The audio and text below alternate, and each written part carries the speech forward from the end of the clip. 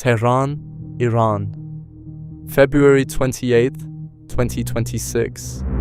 Early morning. Inside his residential compound, Ayatollah Ali Khamenei is sitting at his desk. The man who has ruled Iran for 37 years is in his office carrying out his duties. Senior officials are gathering for a meeting. The Islamic Revolutionary Guard Corps commanders, intelligence chiefs, defense ministers. They have no idea that Israeli jets are already in the air. 30 bombs are about to rain down on this exact location. In daylight, a strike so bold it defies every rule of covert warfare. Within minutes, the supreme leader of Iran will be dead. The longest-serving authoritarian ruler in the Middle East, gone. And the world is about to witness the most dramatic regime change attempt since the 2003 Iraq invasion. But this didn't start yesterday. This didn't start last month. This is the culmination of decades of tension, a 12-day war that shook the region 9 months ago, and a nuclear program that brought the world to the brink. This is the story of how we got here, and what happens next. Let's go back to June 2025, because you can't understand what just happened without understanding the war that came before.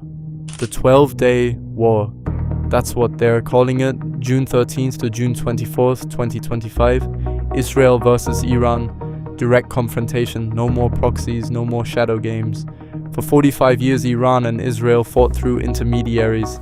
Hezbollah in Lebanon, Hamas in Gaza, Houthi rebels in Yemen, Iran funding them, Israel striking them.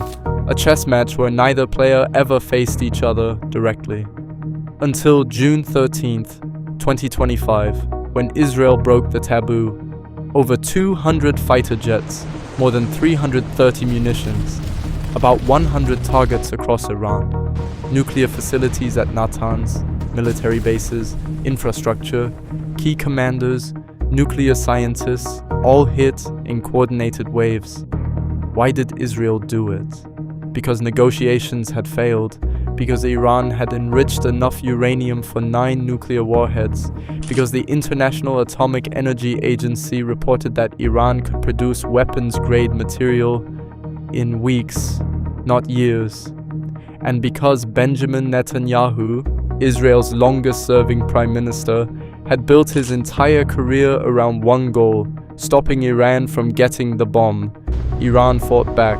Hundreds of ballistic missiles, targeting Tel Aviv, Haifa, Beersheba, 9 Israelis killed, about 200 injured, buildings damaged across Israeli cities. But Iran's casualties were catastrophic. More than 600 dead, thousands injured.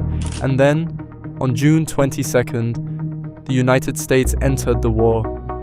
Bunker buster, strikes on Natanz, Fordow, and Isfahan nuclear facilities. President Trump claimed Iran's nuclear program had been obliterated. A ceasefire was brokered on June 24th. 12 days that changed everything. Israel declared victory. Iran claimed resilience. But the truth? Iran's military was exposed, its air defenses destroyed, its nuclear program set back years, its proxies weakened, and Supreme Leader Khamenei, his authority began eroding. For decades, the regime built a cult of personality around him, infallible, sacred, untouchable. But the humiliating military defeat shattered that illusion. 9 months pass. December 2025. Iran erupts. The largest protest since the 1979 Islamic Revolution. Economic collapse, the rial in freefall, inflation crushing ordinary Iranians. And on the streets, people are chanting for regime change. The government responds with massacres, thousands killed, January 8th and 10th, 2026, the deadliest crackdown since the revolution. President Trump watches. And on social media, he writes, "Help is on the way." Behind the scenes, negotiations are happening, indirect talks through Oman, then Geneva, Iran and the United States discussing the nuclear program. But the talks collapse. No deal. no compromise. Then, in late February, new intelligence emerges. The IAEA discovers something terrifying. Iran had hidden highly enriched uranium in an underground facility, undamaged from the June strikes, and they can't confirm that Iran's program is exclusively peaceful. That's the breaking point.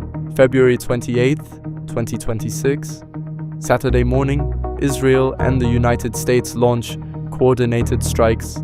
Tehran, Isfahan, Qom, and Karaj, Kermanshah. 24 provinces hit. At least 201 people killed in the first wave. Among the targets, 2 schools. The Shajare Tayyebe Girls Elementary School in Minab. 108 children dead. Another school east of Tehran. More casualties. But the primary target is Khamenei's compound. Israeli officials had been tracking him for months. The CIA knew his patterns, his movements, his security protocols. They knew a meeting of senior officials was scheduled. They timed the strike perfectly. 30 bombs, in daylight. The building is pulverized. Satellite imagery shows the devastation. Black smoke rising from the compound. Initially, Iran denies it. Foreign Ministry spokesman Esmail Baghai says Khamenei is safe and sound. Tasnim and Mehr news agencies report he's alive and steadfast and firm in commanding the field. But Netanyahu isn't buying it. There are growing signs of Khamenei's death, he says. Trump echoes him, calls it justice for the people of Iran. And then Sunday morning, February 29th, Iranian state media confirms it. Press TV posts on X, Ayatollah Ali Khamenei is dead. The supreme leader has reached martyrdom. An Iranian TV broadcaster breaks down in tears on air, announcing the death. The government declares 40 days of public mourning, 7 days of holidays. Fars news agency reports that Khamenei's daughter, son-in-law, grandchild, and daughter-in-law were also killed in the strikes. His wife dies from her injuries 2 days later. And Iran? The country splits. In Tehran and across Iran, black-clad mourners flood the streets, weeping, beating their chests, clutching portraits of Khamenei. But elsewhere, celebrations, dancing in the streets, crowds toppling statues of Ayatollah Khamenei, the Islamic Republic's founder. In Shahsavar, people honk horns and cheer. "Goodbye, Mush Ali!" they shout, using a mocking nickname for Khamenei. In Tehran's Pardis neighborhood, cheers and whistles echo after the news spreads. Some people shout, "Long live the Shah," from rooftops, referencing the overthrown monarchy. But Iran's response is swift and brutal. Within hours, the Islamic Revolutionary Guard Corps launches what it calls the heaviest offensive operations in the history of the armed forces. Missiles targeting Tel Aviv, Haifa, US military bases across the Gulf, Qatar, Bahrain, Kuwait, UAE, Dubai International Airport is damaged, 4 staff injured, explosions heard across multiple cities, thousands of flights suspended.